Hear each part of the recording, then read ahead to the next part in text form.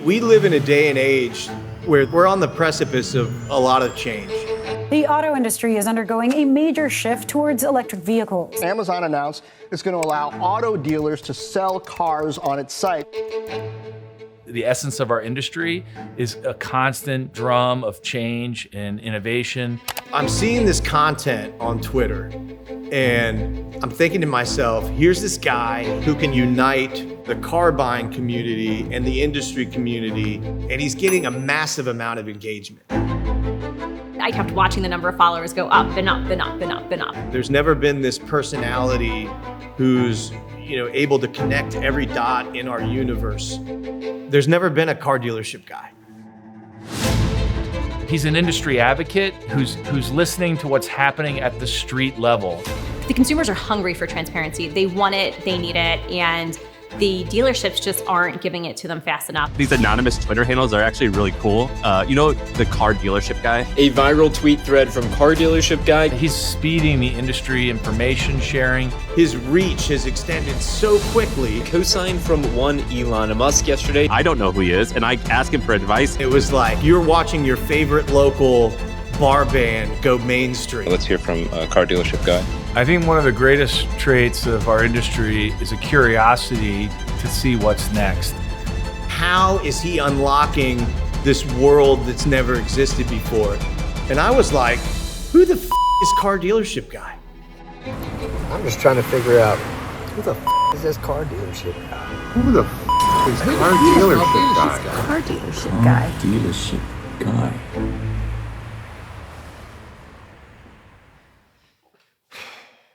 Hi, I'm Yosi Levy, and I'm car dealership guy.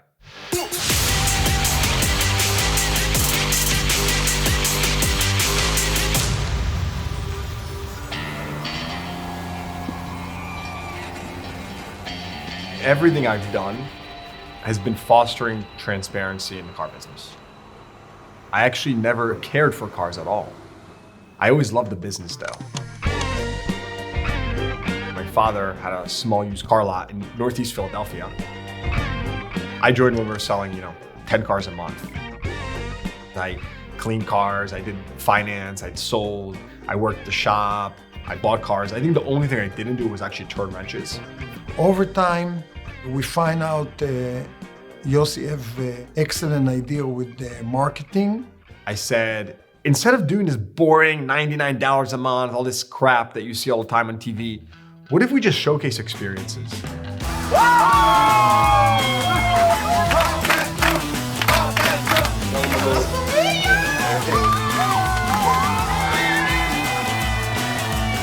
And that was the first foray into me bringing my creativity to the business. He always was thinking, his head, you see him, you're talking to him, and his wheel is turning always. So he started to post on Facebook and educate people the way they should buy a car. No, your credit is not the most important factor. If you're trading in a car, should you clean it before? Should you fix that bumper? Should you replace the brakes or should you not? Right? Well, it depends. It depends on the dealership. It depends on the appraisal process. There's certainly things that will not add value though. I told him, Yosi, you can build enemies like that because you give consumer important information, which I think some dealers not going to be happy to hear about it. I made a video showing that vehicle history reports are actually flawed in nature in many respects.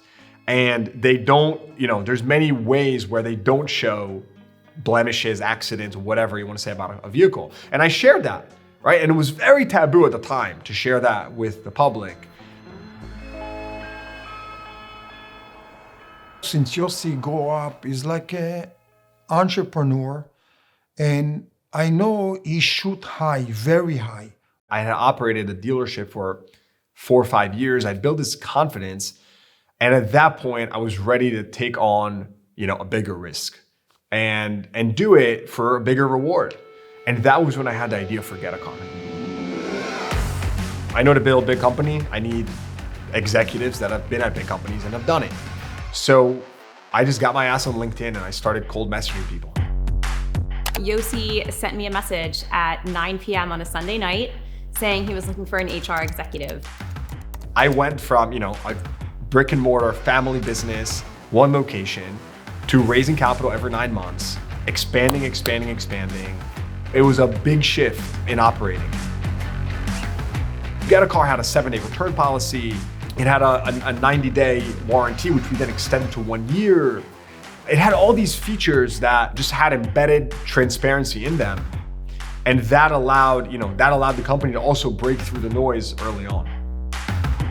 When I first met Yosi, it was funny to me how interested he was in the marketing side of the business. That's the first time I'd experienced a CEO like that. He was always trying to take a risk and do something different. I remember we filmed this commercial and he was basically the star. I'm here to blow your mind. It's really easy to see why he's in media now, because that's really what makes sense for Yosi in terms of being a CEO. Getteo grew like a rocket ship until it didn't. More bad news this week. The shortage, it was supposed to end, it's not ending. Suddenly, nobody wanted to go to a car dealership and everybody wanted a car dropped off at their house. And we were at a point where we couldn't acquire used cars fast enough.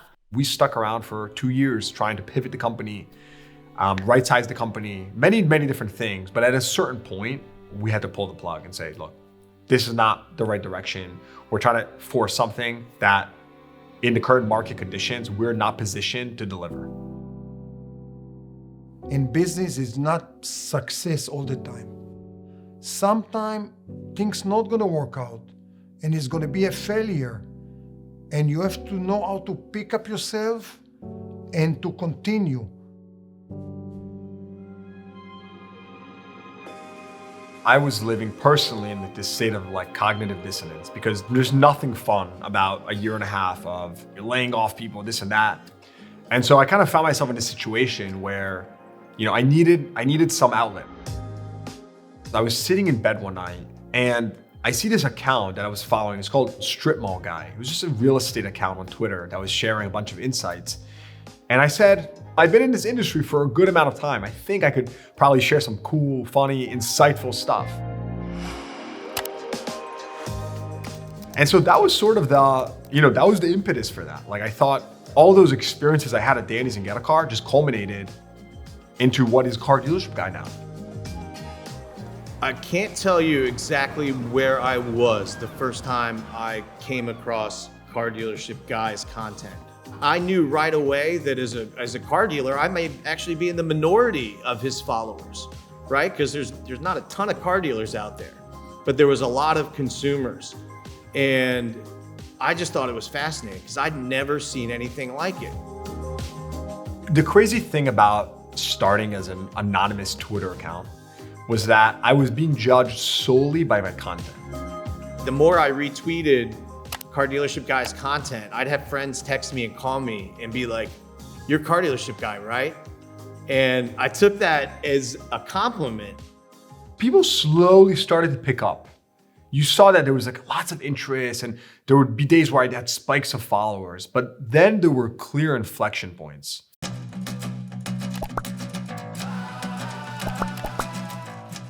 The amount of followers he got in 1 year is amazing. People have a hunger for information. People are curious. They want to know what is the next thing in the industry. I had a tweet, and this is how the tweet went.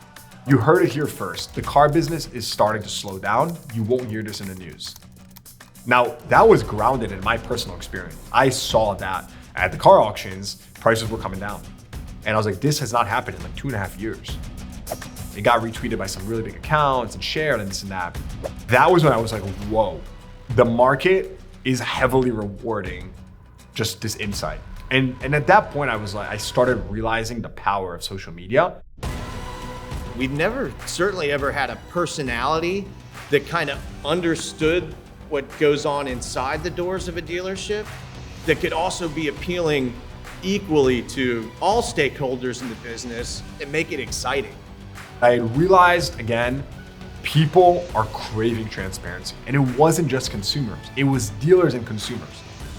And so I realized that this is real. I think with all of us today, we're struggling to understand all of the sources of information. There's so much misinformation out there. And so finding people that communicate genuinely and authentically, and importantly, they lead with data. So it's April 2023, and one of my social media buddies gives me a call. He's like, you really should think about launching a podcast. It all boils down to inventory management. I was a little nervous because it was the first time I was putting my voice out there. I was like, what are people gonna say? And I mean, all these things go through your mind. But I was myself. I was, having fun with these conversations, meeting people on a weekly basis. He had done a podcast with Alan Haig, who's a friend of mine, and I just thought it was one of the best podcasts I've ever listened to. As the weeks went on, I really started embracing this podcast thing. The wisdom of what's happening at the local level is being amplified through Car Dealership Guy's community. And as a national company supporting thousands of retailers across the country, it's important for me to have my ears to the ground, always listening. And Car Dealership Guy does a fantastic job connecting me to what's happening on the street. We've never had a voice that could hop on with the chairman of a dealer council about Amazon in their Hyundai beta. And really, I felt like that was informative, educational. I felt like he was doing a public service because half the world was flipping out because the media didn't represent what was the dynamics of what was happening there properly. What a community can do is help curate a marketplace. And so whether you're a consumer, a customer, or an industry participant, hearing the wisdom of the crowd always helps bring truth and transparency to topics and issues that matter. 6 months into the podcast, I realized that this is way bigger than me. Car Dealership Guy is a platform that's enabling other people in the industry, in the car business, that have different experiences than mine to share their stories. I think we're entering a period of massive change. The consumer is spending 6 hours a day on digital platforms. And so where a Car Dealership Guy can help us evolve as an industry is to keep us more connected, more tech forward, and on top of emerging trends that embrace the changes in consumer behavior. The love affair with the car is, I think it's burning brighter today than ever. It's just a really exciting time to be in and around automotive. And here's Car Dealership Guy really having these amazing conversations and engaging people on all sides of the fence. I think he's the voice of the industry. If you really think about it, it's essentially the same thing I was doing 15 years ago. It was us against the world, right? We were in a trailer. We had no funding. We had no banking relationships. We couldn't get consumers financed. But you just every day figure out one more step. And I feel like that tenacity has stayed with me through Car Dealership Guy and allowed me to build this foundation for what will be the largest global destination of automotive insights.